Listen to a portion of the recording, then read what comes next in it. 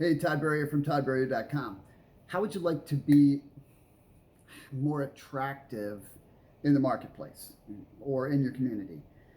So I'm going to share with you five things that will really help your magnetism, for lack of a better word. And these are things that make people like to be around you. And when you're, whether it's business or functioning in your community, you want to create good vibes, right? And so I'm going to give you these five things. They're relatively simple. Some of them will require work, maybe work on your head or work on your skills, or just being more conscious on a day-to-day basis.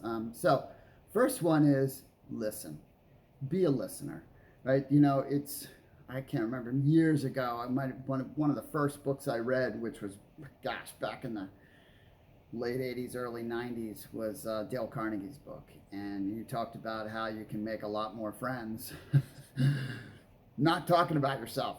That was the gist, right? And, listening is a lost art, and it's not something that's taught. We go through all of our schooling, we go into our careers, and we're not taught how to listen, even though it's the single most important skill, in my opinion, that you can have. Personally, I've built my entire career on this one skill. Now I had a bent towards it because I'm an introvert, and I'd much rather not be the center of attention. But when you listen to someone, that's saying to them, you have value, and that I care, and that you matter. And those are really important things for someone to feel. And it is true that people are going to very rarely remember anything you say.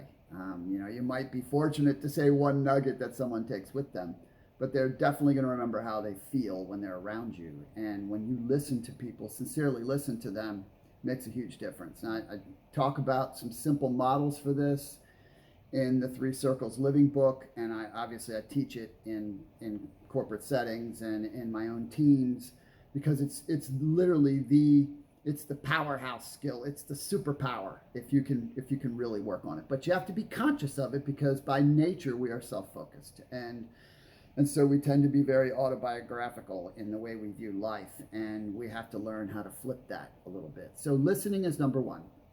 Number two is love life.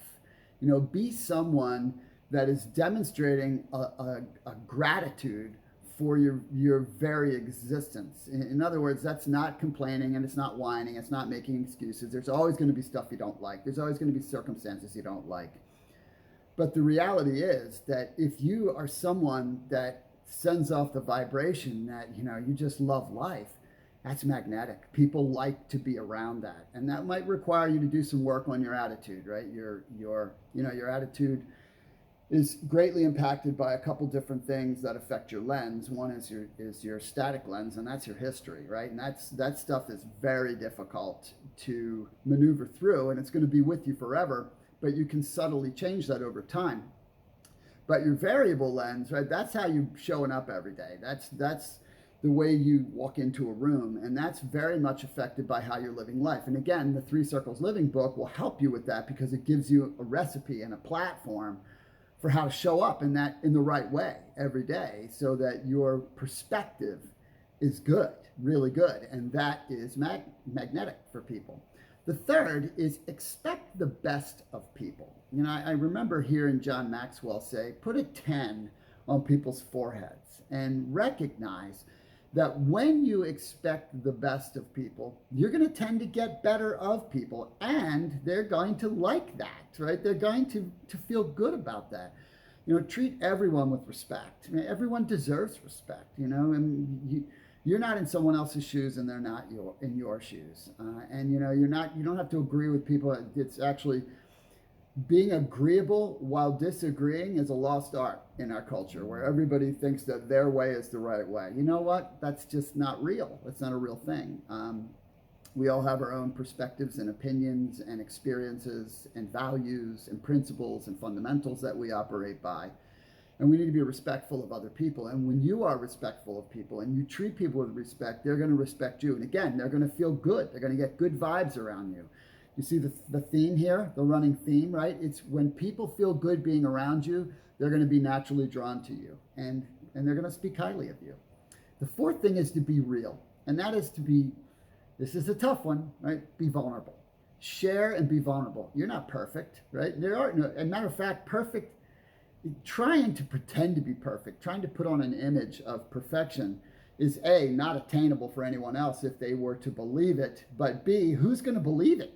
Nobody's going to believe you're perfect, right? But if you share your vulnerabilities and your weaknesses, then people are going, wow, this is a real person here. You know, this is someone I can relate to because I have those things too.